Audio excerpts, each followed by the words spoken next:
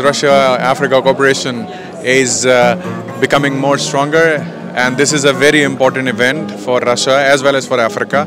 And you see there are a lot of people, a lot of friends from Africa, they come to participate in this summit, and it shows that the cooperation between Russia and Africa is growing day by day, and they want to work towards a stronger and a better world without manipulating by the other, the powers. So I think this is a chance for the African countries and the Russian countries to collaborate together and just to make things work for them.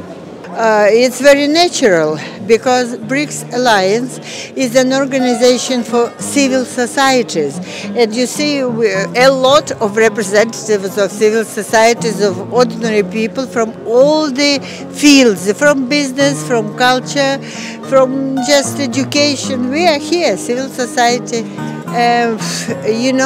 My impression is very different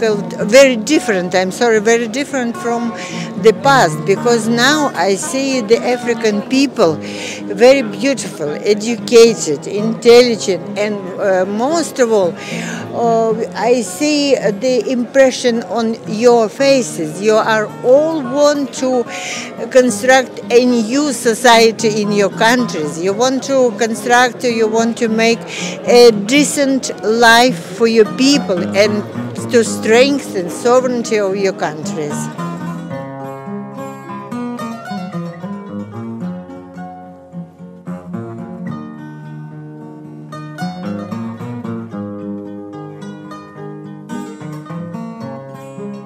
Nous sommes l'agence pour la promotion des investissements du Congo-Brazzaville et je suis M. Martin Galissan, directeur des études et de la recherche dans cette agence-là. Alors nos impressions sont les meilleures pour ce sommet dans la mesure où il permet de nouer de contacts, en tout cas d'orienter et d'influer tant soit peu la décision des différents investisseurs de toutes les origines. Et nous, ce qu'on a envie de voir, nous, à Congo, c'est de les voir partir, investir au Congo-Brazzaville, bien sûr. Maintenant, pour cette première journée, effectivement, nos impressions sont les meilleures parce qu'on a reçu beaucoup de monde, qu'on a renseigné et ils sont contents. Voilà. La coopération Russie-Afrique, écoutez, ça c'est un champ effectivement pour lequel personnellement je n'excelle pas puisque c'est le champ de la coopération. Il y a des spécialistes en la matière, mais ce que je peux dire c'est qu'on en a besoin de cette coopération parce que par les temps qui courent, il faut bien diversifier les partenaires. Et de ce point de vue, effectivement, il est tout à fait opportun que les Africains comptent aussi sur la Russie comme partenaire.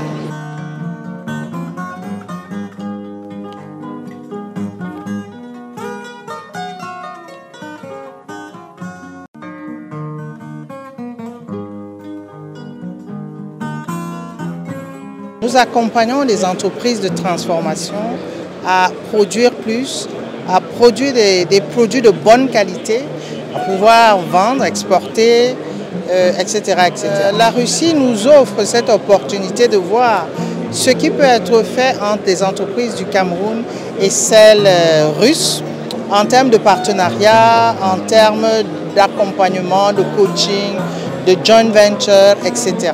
Alors j'estime qu'il y a beaucoup de choses intéressantes. Nous avons vu là dehors, il y a des équipements pour l'agriculture, il y a les moissonneuses-batteuses qui nous semblent être à des prix défiant toute concurrence rendus au Cameroun. Et nous pensons que certains agriculteurs, ceux qui font dans l'agriculture industrielle, peuvent déjà essayer de s'approprier ces équipements pour produire mieux et plus. Nous avons également vu en termes de médecine, il y a beaucoup d'innovations dans certains équipements comme les équipements pour mesurer la glycémie dans le sang. Nous avons également vu les bus pour faire le transport. Nous avons vu des hélicoptères. Bon, là c'est la défense, ça ne nous concerne pas beaucoup. Mais nous avons aussi vu beaucoup de produits agro-industriels. Ça aussi c'est très intéressant pour nos entreprises. Donc nous avons glané beaucoup d'informations qui seront retransmises à qui de droit une fois revenus au Cameroun. Et si c'est possible de repartir avec des partenariats plus ou moins sûrs, ce serait quelque chose de gagné aussi.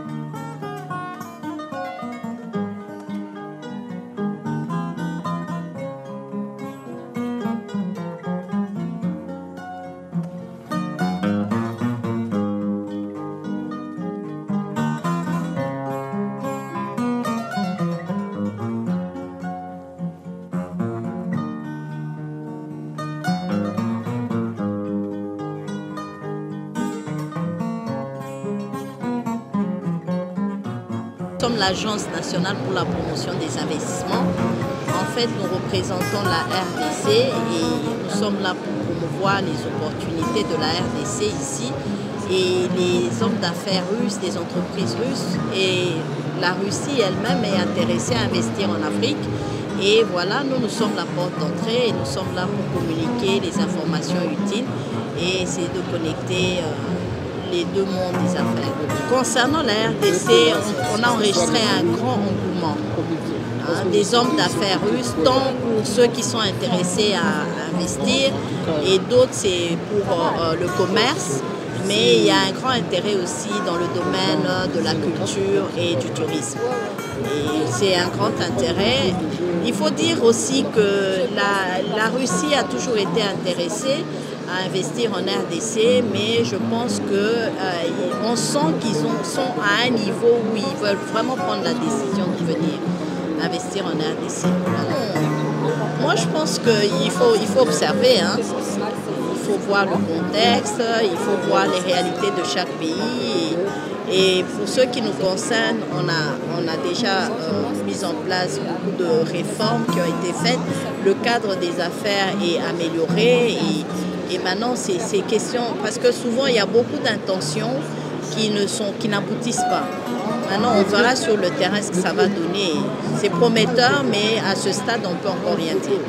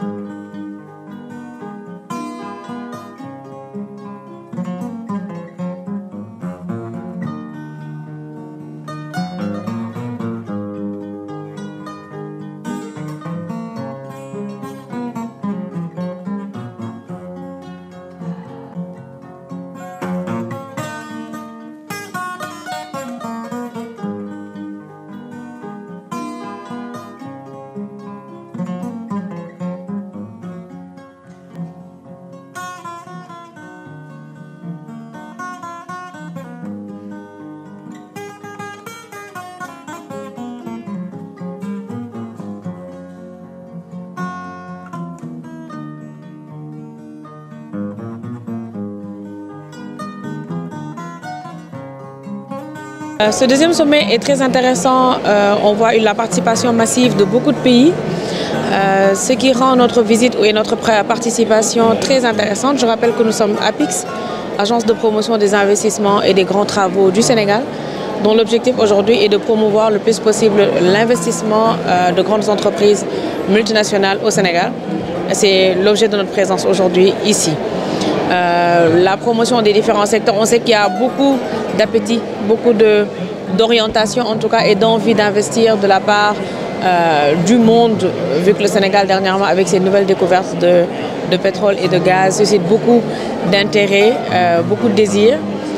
Nous sommes là pour présenter tout ce que le Sénégal offre comme opportunité. L'environnement des affaires au Sénégal qui aujourd'hui a été grandement amélioré ces 10 dernières années, également fait l'objet des discussions et des échanges que nous avons avec les participants au forum. D'abord, le nombre de participants, c'est sûr que c'est assez impressionnant. Pour l'instant, la variété et les différents secteurs d'activité qui sont représentés, ça nous marque. Après, c'est le premier jour, c'est la première matinée, donc c'est peut-être un peu tôt pour donner des impressions un peu plus détaillées, mais au moins on voit vraiment que c'est un événement de très grande portée, très varié, très intéressant. On voit beaucoup d'intérêt depuis ce matin. Je pense qu'on a reçu pas moins d'une vingtaine, peut-être 25 entreprises venant de partout dans les différentes régions de la fédération qui sont intéressées à venir au Sénégal, et pour nous c'est vraiment une très bonne chose.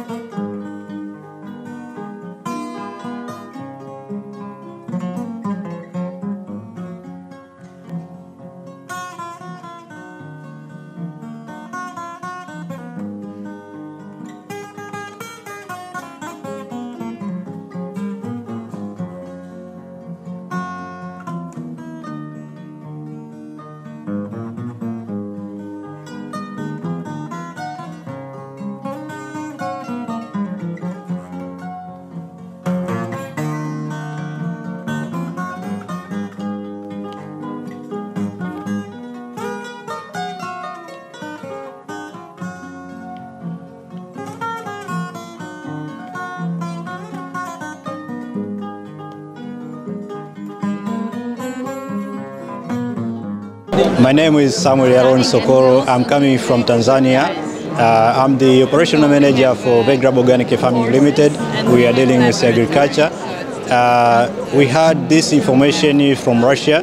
Is we received the information in coordination from the Tanzania Embassy in Russia that has been well coordinated with the chairperson of the farmers organization in Russia that has been organizing the programs of businessmen from Tanzania in this summit. So now we are here. This is the third day. We had the side meetings for the first day and the second day. This is the third day. We are here at the summit. We are showing the products that you are preparing in your country. We have a lot of products, as you can see. We have spices, we have minerals, we have coffee, we have sunflower oil, and we have realized that this summit is very potential for our side because yet we have a lot of business partners that we have engaged with, and we are happy for the continuation of this summit. We hope that at the end of this summit we will have a lot of partners who we can participate in working together.